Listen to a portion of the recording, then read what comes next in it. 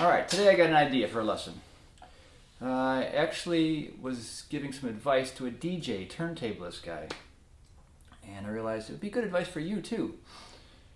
This very talented and creative DJ was asking me about how he could improve his ear, his musical ear, so that he could find the right samples to fit in with real and live instruments in some of the gigs he was doing. So a lot of times turntablists just work alone.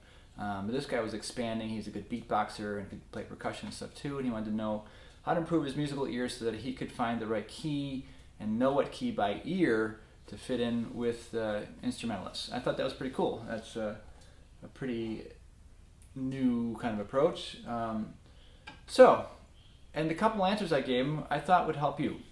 There's really two ways to start with. They're good for everybody, not just a turntablist.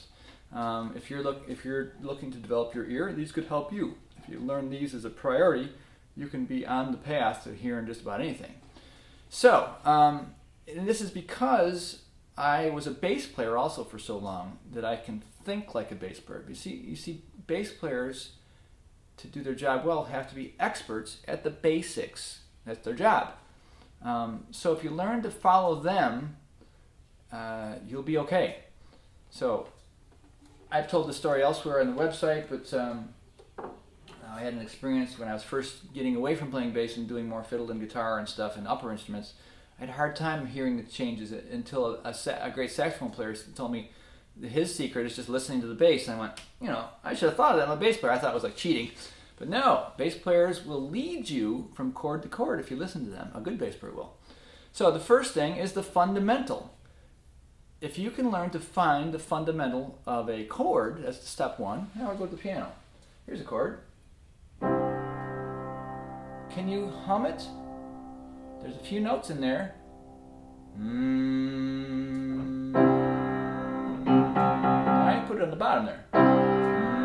Again, the bass. How about this one?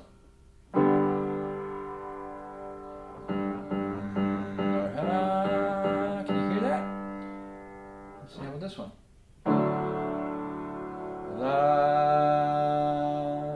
How about this one? A minor chord. It doesn't matter if you don't know what a minor chord is yet. Can you find that bass note? That's a good thing to practice. Have someone, if you know chords, you could play a chord and then try and hum that note. It'll train your ear. And the ear is connected to the brain, of course. And your fingers then. So maybe a friend could play a chord and say, and turn their back to you so you don't even look at their fingers and can't get any clue, and just see if you can hum the tonic. That's step one. Step two would be finding the tonic of a phrase of music, like a bunch of chords. You'll be able to hear it. It'll be a home feeling when you get to the tonic. Check it out. So how about this?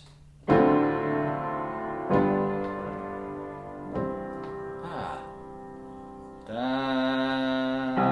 that? Could you tell when you're there? How about this one?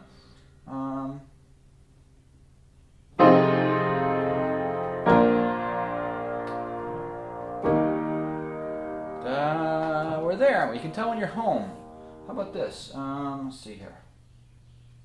I'm going to pick a key. You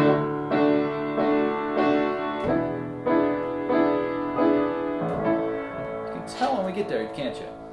Almost always, there's more lessons on the site about this. Almost always the second last chord is the real puller. So, that always wants to lead to the tonic.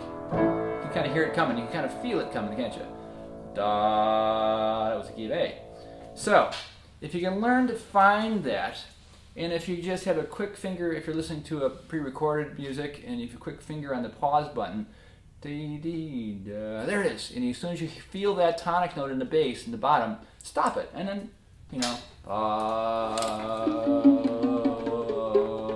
there it is. And find it on your instrument. Your instrument can help you as well. So, and you can do that on a gig quickly. If you're kind of hearing the band playing, you can quietly, there it is. Okay, A, okay. Quietly yourself, and then you're ready to jam an A, or overall an A. So that's one thing you need to develop an ear. If you learn that first, you're in the club. So as a DJ, he could quickly find. I told him to have a little keyboard there, and maybe he has a software keyboard. Noodle on it until he finds that tonic, and he goes, "Oh, okay, the band's in A. Okay." The next question is step number 2.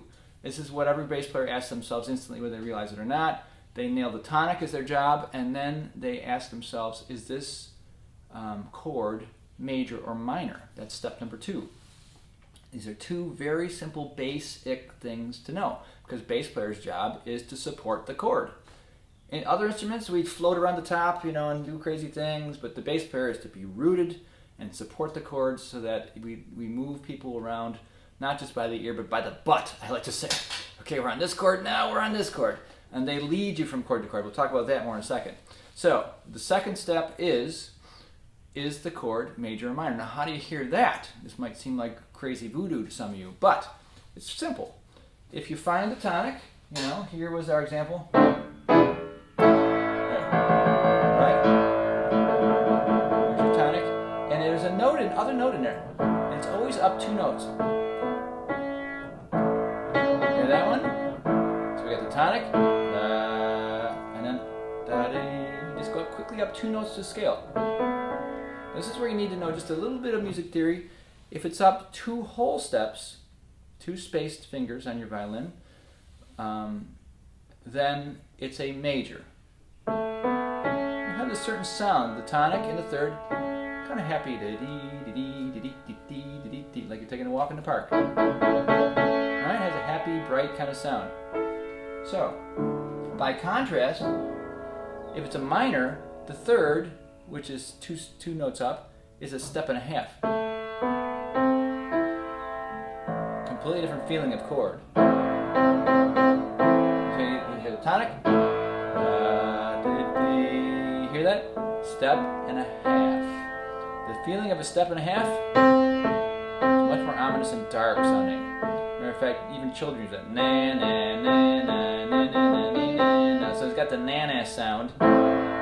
It's minor.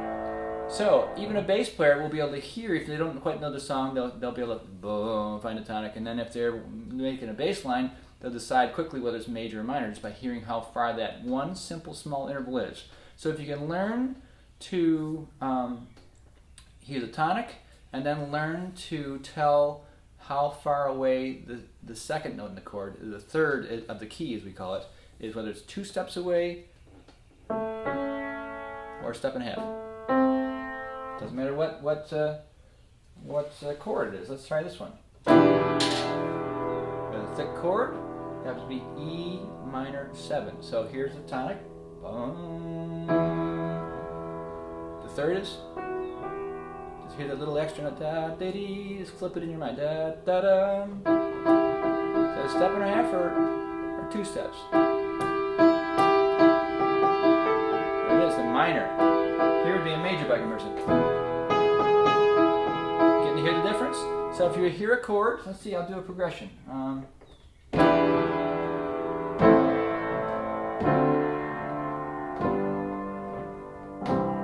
can really hear the home there, can't you? Was that major or minor? Do, a deer, a female deer. That's another song you can kind of reference. It's major. Hearing the differences? If you just learn those 2 simple tricks, you're on your way to be able to quickly hearing anything. And these are the 2 most fundamental things about music. All the modes and crazy scales, it's just fluff on the top compared to these. And speaking of modes, if you know anything about modes, there are 7 different modes, and all of them are either major or minor based. All right? Ionian is major, Dorian is minor, Phrygian is minor based, Lydian is major based, Mixolydian is major, Aeolian is minor based, and Locrian is kind of a twisted minor, but it's still minor, it's the third. So if you know those 2, you're in the club as far as even knowing a lot of complicated stuff by ear. All right, so that'll help you. As a little bonus, I mentioned if you listen to bass players, they will also be experts at connecting chords. Remember, their job is to move us by the butt from one chord to the other. Okay, we're on this chord, now we're on this chord. Like if they're doing a thing, like moving around on a C chord, like an old country thing. And then they'll walk up. They'll lead us right to the next chord. I'm on an F chord. and they might walk us down. They connected. So if you get to listen to the bass players, they will lead you. All right, let them be your friend. All right, and that's a great way to start strengthening your ear, so that you can hear things by ear on the fly without having a chart in front of you. Now, it might be helpful to have a chart sometimes, but if you learn those couple tricks, maybe a few tricks, you're well on your way. All right, I hope that helps. There's much more about ear training. You know, myself, my ear has gone through different steps of education and development over my decades, and you know, playing simple roots music was one of the bump ups for me after doing one chord jam band stuff a lot, and being able to hear the 1-4-5. There's lessons on the 1-4-5 on the site here, and then later playing gypsy jazz, I learned all the other chord progressions and hearing diatonic sections of chord progressions that were in one key and different things. I feel like I can hear anything now.